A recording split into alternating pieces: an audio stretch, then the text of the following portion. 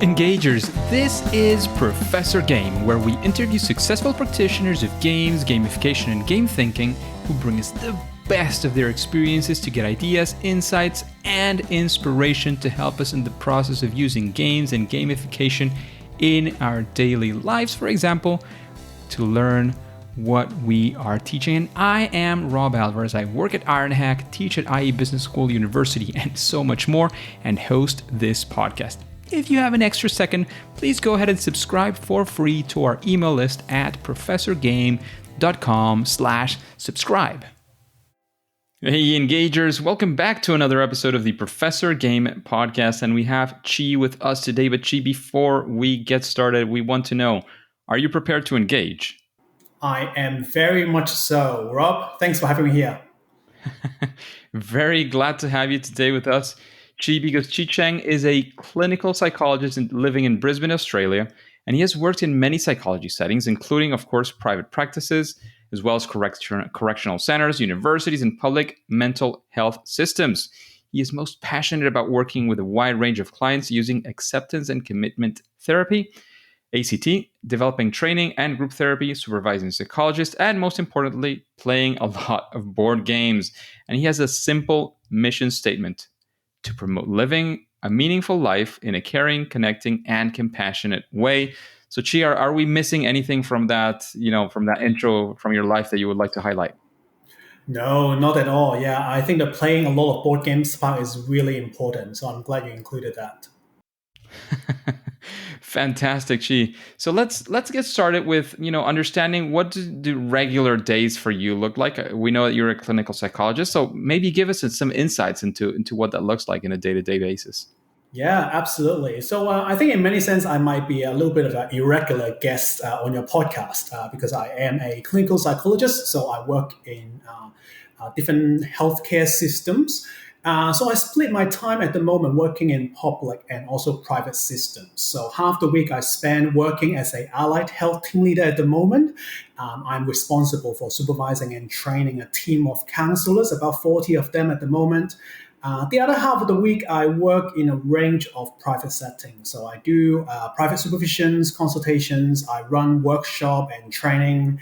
As you would know too, most recently, I have teamed up with Dr. Zach Fitzwalter, and together we create a newsletter called Game and Learn. We recommend great board games that have a lot of educational values and help trainers, parents, teachers, therapists to use these games to teach important life skills such as teamwork, negotiation, planning, etc., etc.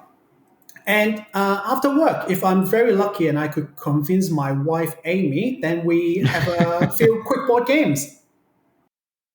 Sounds amazing. So, Chi, we want to sort of dive into a topic which is something that our engagers really enjoyed learning from those lessons, and it's of a time when you were trying to do something probably with board games, and you were going north, things went south. Basically, it's one of those fails or first attempts in learning. We want to be there with you and see what happened, and perhaps take some lessons away as well. Yeah, and when I look at the questions, that's definitely an interesting one.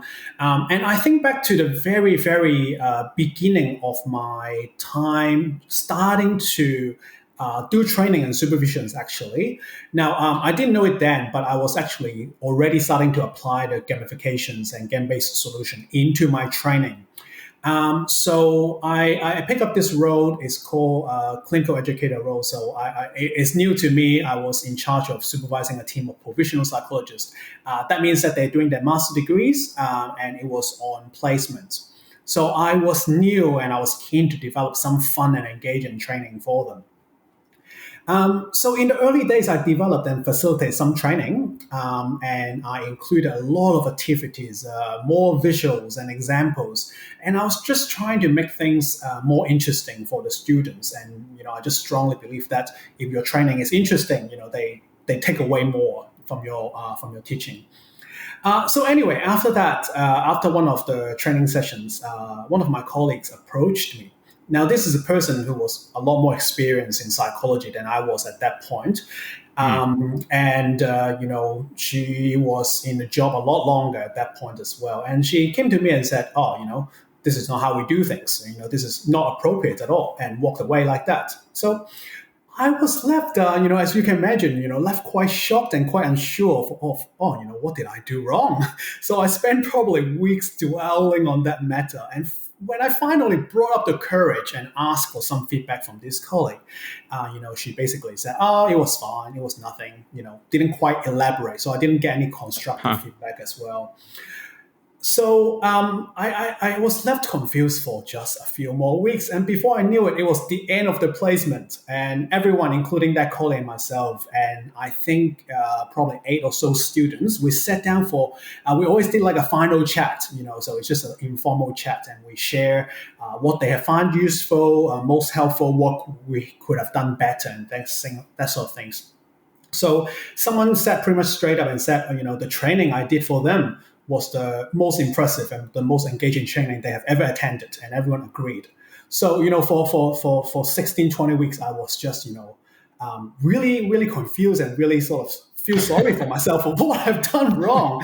And end up, people actually really enjoyed it. So the two lessons I took away from that, maybe not a major failure, but it was just not a good use of time and not good use of a mental sort of energy.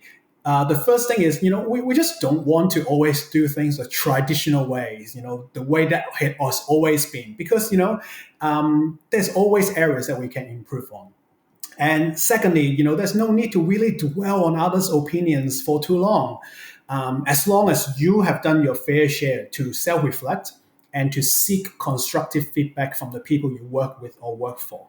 And I've been following these principles ever since, not be afraid to ask for constructive feedback. And, in fact, I just live and breathe sort of feedback these days. Sounds amazing. Sounds like a very, very important thing to take into consideration, asking for feedback and, testing it out with the real people. And sometimes, it is important to have expert opinions, so to speak. So somebody you respect very much who might come in and say, well, That's this correct, could be yeah. better, this could be improved. But feedback is not, this is terrible or this is great. That's not a lot of feedback. It's, could be improvable. I think these things here are this and that. Or I really liked this thing that you're doing, keep it up, or maybe even get it even better focus on that. I think is always a very useful feedback. And it's kind of on the person that is giving the feedback, but it's also a little bit on us to request sometimes like clarifications, like, oh yeah, thank you for, your feedback. Could you, give me some specific examples of what's wrong? What do you feel can be improved, et cetera, et cetera. So I think those are very, very valuable lessons that we can take away from your story, Chi. Thank you very much. No worries, and I think you're spot on there. We actually don't have any classes or training to talk about how do we give and receive feedback. But as a matter of fact, Yes. that's the most important thing for us to have. The most beautiful gift we can give and receive, really, because without constructive feedback, there's no improvement.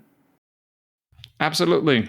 So, Chi, let's turn this around and actually go for a story of success. One of those times where you had this challenge, and using these engaging techniques and these things, it actually worked out well for you, and you could say, "Well, this is a proud moment. This is something that I want to share with other people as well." Yeah, thanks for asking that. And sometimes it's hard to sort of say, "Oh, this was a success." But I think it's important to look back as well and go, this was indeed not too bad, and that's something that we can be proud of. So just take a step back. I think the one of the biggest challenge I'm facing, maybe because I'm newer to the concept of gamifications myself, because I'm a psychologist by trade. I think is that gamification is a concept and a set of principles that most psychologists, therapists, medical professionals, and clients, they wouldn't consider it in their everyday practice.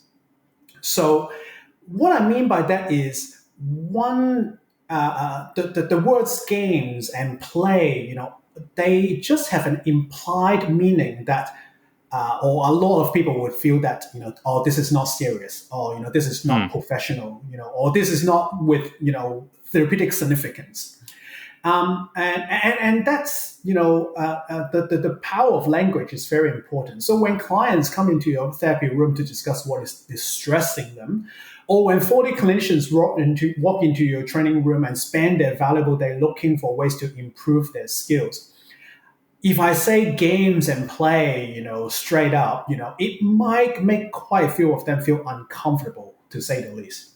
So this is continue to be one of the biggest challenge that I am facing, which is how do I incorporate those gamification principles and elements into therapy and training in subtle and yet meaningful ways, and make sure that I'm attentive to the client's stories still, and make sure that I continue to be compassionate to whatever emotion they're bringing to the room, and make sure those games-based solutions I'm bringing actually serve a bigger purpose in the therapy room.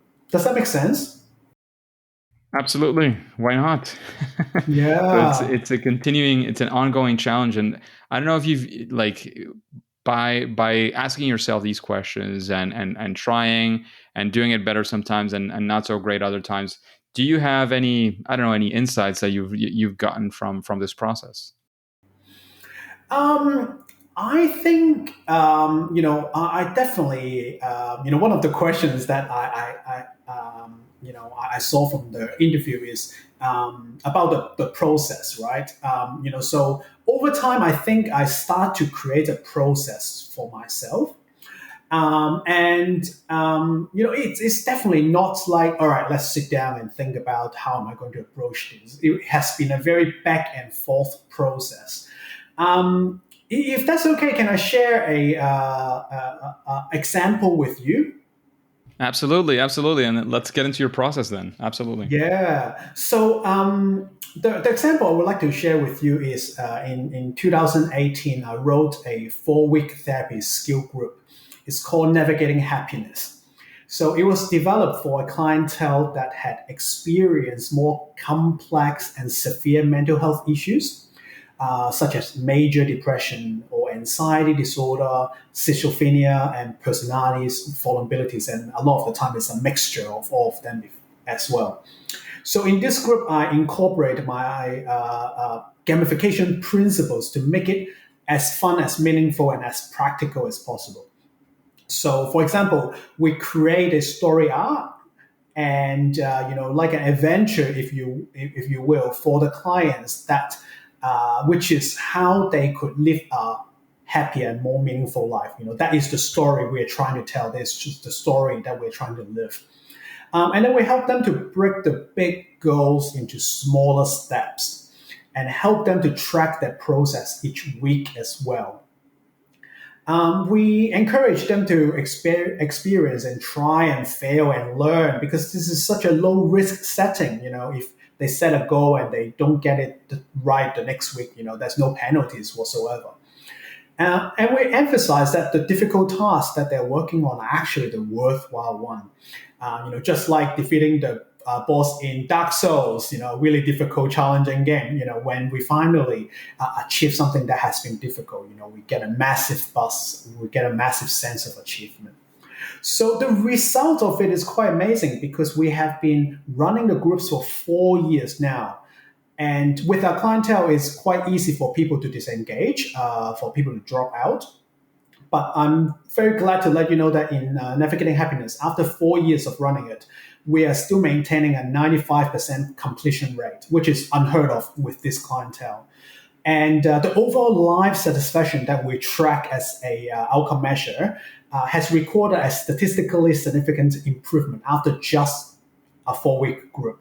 And the significance improvement is maintained at the 6-month follow-up phone call as well. So by incorporating all these subtle gamifications, processes, and principles into the program, it really, really helps people to engage the therapeutic content of the groups much, much better. Sounds amazing. Thank you very much for sharing all of that, Chi, because it is always insightful Because one of the things that we try to do in the podcast, and that hopefully engagers when they're listening are trying to do as well, is gather inspiration in the sense of kind of getting into other people's heads and seeing how their head is operating, so to speak, like what's going on there, and how can we actually use that in our own practice, right? So we're thinking of doing it, Mhm. or we're actually doing it. Either way, it's seeing, having those insights and checking out what are some potential places where we could either, incorporate some of what you said, absolutely do exactly the way you do it. So that was very, very insightful. Thank you very much. No, you're welcome. I'm so glad someone would find that helpful. That's a very encouraging thought to have as well. Yeah. Just a quick break before we continue. Are you enjoying this podcast? If you're listening through a podcasting app, please subscribe and rate us on the app. This will be of great help to reach more engagers so we can change the world together through gamification. So, Chi, what would you say is something, of course, no silver bullets, but, something that could be maybe a best practice, something that you would say, well, when you're using, gamification, when you're thinking of board games and incorporating them into your work, is there a best practice, something that you would do that would at least make, in general, would make your work better? Yeah, and please feel free to chime in here, Rob, because I was just thinking about how do I usually manage that process. So I actually will write out a four-step plan for myself, and I'm so glad that I went through the exercise because from now on I actually know exactly what I'm doing myself. So thank you for the opportunity. So the first step I have in that process of applying game-based solution is understanding the clientele and the settings as well. I think that in psychology settings, every client and every setting is unique. So I'll never apply a cookie cutter approach to them. There's no one set of, yeah, I'm always going to use these three principles of gamifications. I always, try to gamify these three components for each of the clients. It just doesn't work that way. So therapy and training needs to be tailored to a client's need. And therefore, the game-based solutions need to be carefully considered as well. So when I try to incorporate games into my training and therapy, situations could range from this is absolutely not appropriate whatsoever to games are actually the therapy in this session or for this client. So that range is quite big, obviously, and the assessment skills does come with experience. But most importantly, I think the communications with what we're trying to do and what the client is trying to achieve and get from the therapy, it's really important. And this brings us to the second point. And I think the second point is to clearly define the training or therapy objectives.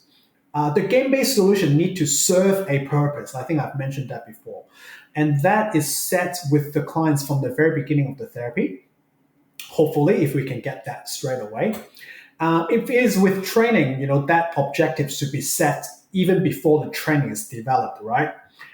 So once you have this clearly defined or agree on with the client, it will become so much easier and clearer for yourself as well to apply the game-based solution or if they are actually appropriate in the settings at all. So that's my first two steps. How does that sound so far, Rob? Amazing. Right. Okay. Well, I'll keep going then. So the third step I have is decide how to apply the game-based solution. In psychology or therapy setting, at least, I find the game-based solutions are more effective if they apply in a subtle, mindful, and sensitive way that always respects the clients and settings. Like I said before, the word game and play, it just might not gel with every single client. So, like in Navigating Happiness, the group that I mentioned, we help participants to break their own goals into doable steps and celebrate when they take them off one by one. This is, seen by many, many games, right? All the good games that you play have a progress track, and give you achievement, give you a satisfying thing when you achieve something.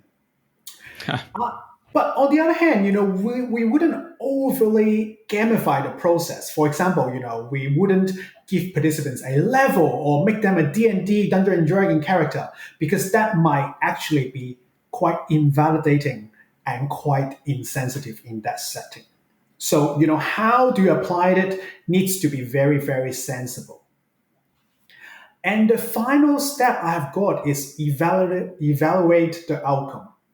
So maybe because I'm a psychologist, we love doing research, we love collecting data, we love tracking outcomes.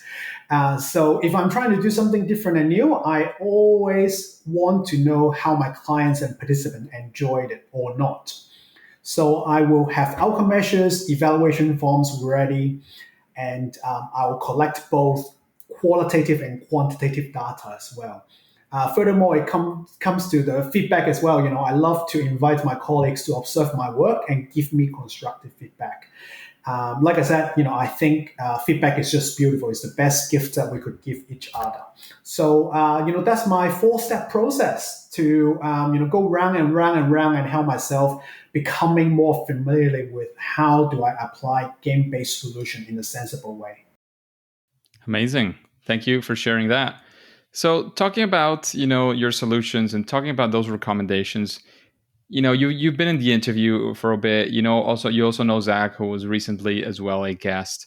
Is there somebody Yes. that comes to your mind that you would say, I would like to hear the insights from this other person, sort of a future guest for Professor Game?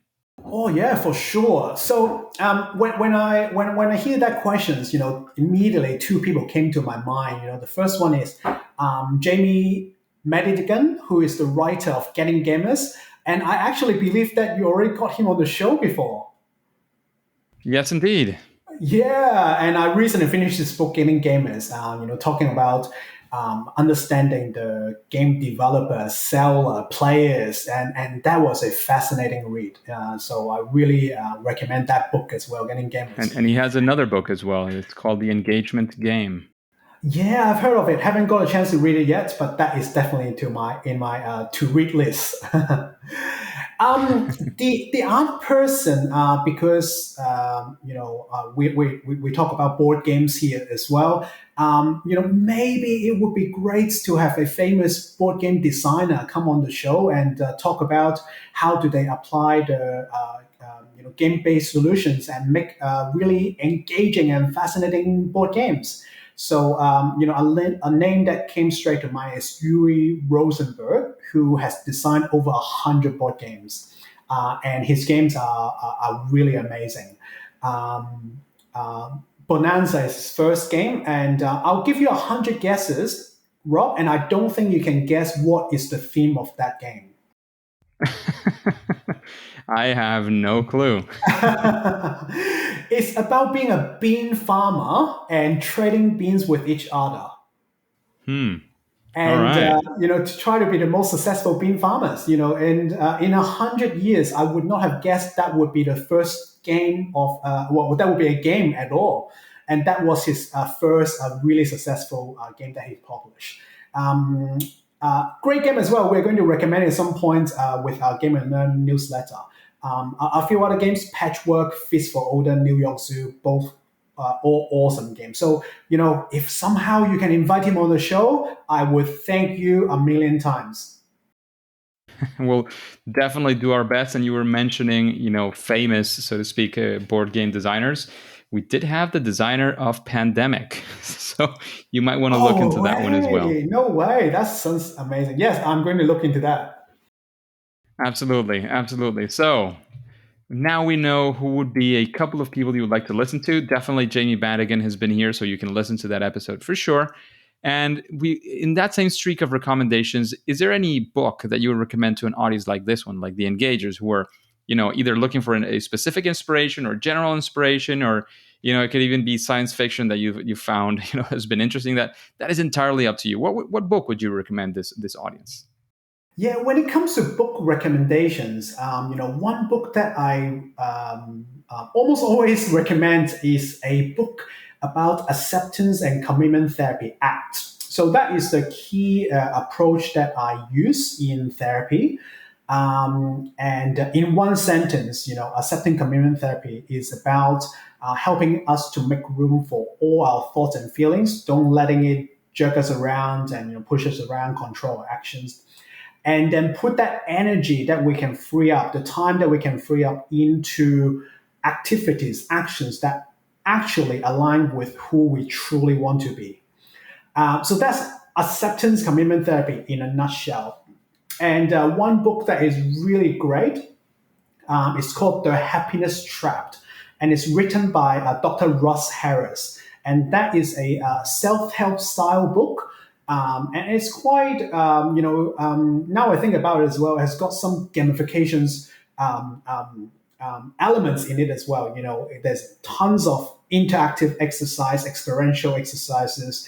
It asks you to finish a part of the book and then practice it for a week or two before you come back to the next part. Now I think about it, it's a very, very well written book using gamification's principles. So yeah, I would definitely recommend that one. There you go. Well done then. Just everywhere, isn't it? Yeah, it's something that just happens, right? Yeah, yeah. When you want to make things engaging, you just use it so naturally. Yeah, whether intentionally or not. I do this when I'm sort of deconstructing a past app or something like that. I always say like, oh, here I'm doing reverse engineering and I'm assuming that these are the things that they thought. But as you can see, the result is that they did actually something that is gamification, the way that we understand it, right? Whether they did it consciously and intentionally, or they were just Yep, looking yep. for something to get the people engaged, and the result was gamification. That's a completely different subject, but that's something that happens when you're trying to do that for sure. Yeah, that's very much my experience as well, because gamification is a fairly new term to myself. It only came to me about 3 years ago when I met Zach, actually. And then when I know a little bit more about it, I'm like, oh yeah, this is what I've been looking for. This is what I've been applying and trying to do. So it's been really helpful, actually, having a name to the principles that I'm trying to do. Amazing. So talking about recommendations, you've talked about amazing other people and amazing books as well. What would you say is your superpower, that thing that you do at least better than most other people in the world? I think my superpower is that most of the time I am not too afraid of making a fool of myself. So, I would go on to training and make jokes about myself and pick on myself and, share some of that embarrassing history and stories as well. And, maybe practice make better. After I've done it a few times, I still feel a little bit anxious about, how people judge me in the room. But at the same time, I just find that such an engaging way as well. And really humanize people. Everyone will be like, oh, you think that as well. You think you're not a good therapist as well. And I'm like, yeah, I have that thought almost every day. But at the same time, I don't need to let that thought completely overwhelm me and drive every single decisions that I make. And and sharing a little bit about myself, feeling embarrassed in front of people, feeling vulnerable in front of people. I think that is not easy to do, and I'm glad to report, Rob, that I think I have practiced enough that it has become a little bit of my superpower. A superpower and a habit, which is a good thing as well, right? Yeah, I think so. It is a habit, but I'm still conscious about, how will people feel and think if I say such things. But so far, I haven't had any, really, really sort of big backlash yet. So I'm just going to keep going until it's proven otherwise. Amazing. Sounds great. So this is a very difficult question for most guests. I'm sure for Right. you it'll be a difficult one as well.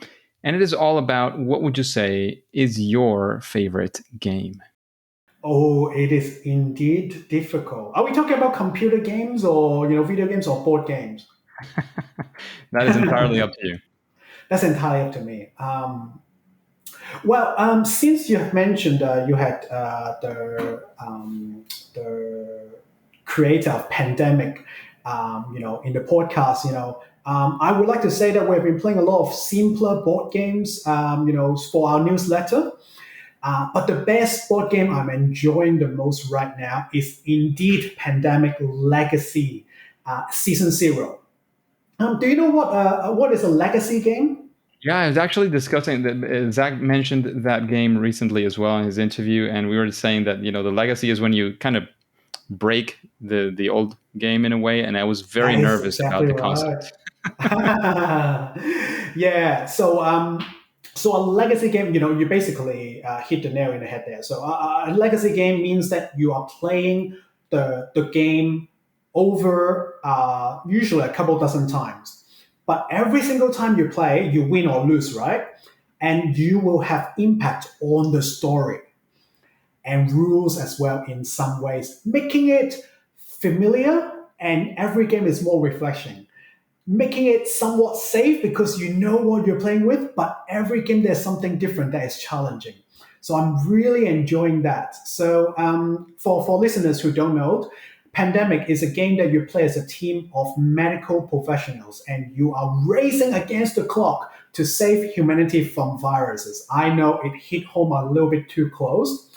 But in the Legacy Season 0, which is the third installment of Pandemic Legacy, there are three of them, there is a major plot twist, which is you are a team of medical doctors, but you are also recruited as spies.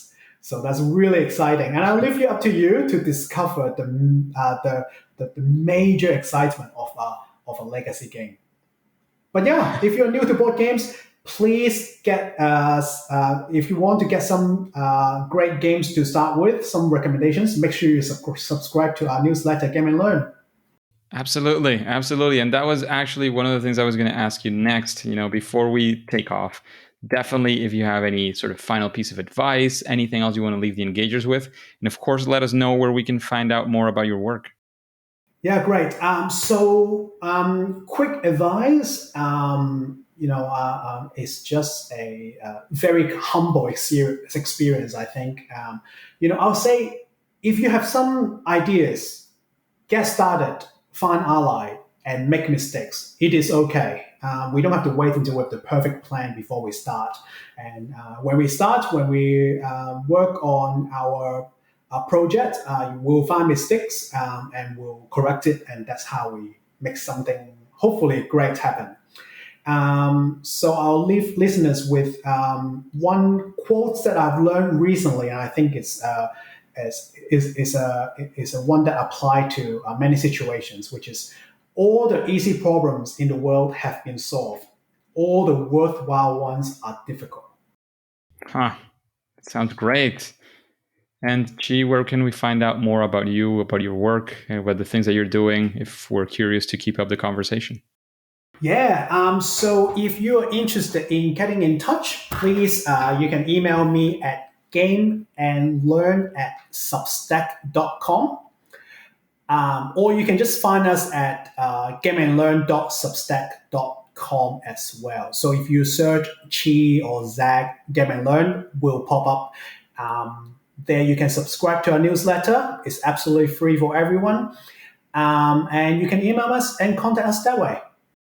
Amazing. Thank you so much for all your insights, for sharing your ups and your downs with us today on the podcast, Chi. However, at least for now and for today, it is time to say that it's game over. Oh, that makes me a little bit sad, but it's game over, buddy. Engagers, it's fantastic to have you here, and thank you for listening to the Professor Game podcast. I hope you enjoyed this interview with Chi. Do you have any questions that you would like future guests? Please go to professorgame.com/question and ask your question. If it is selected and you have pretty good chances, it'll come up in a future episode and you will get your answer live with one of our guests. And remember, before you go on to your next mission, before you click continue, remember to subscribe or follow, whatever that looks like, on your favorite podcast app for free, and listen to the next episode of Professor Game. See you there.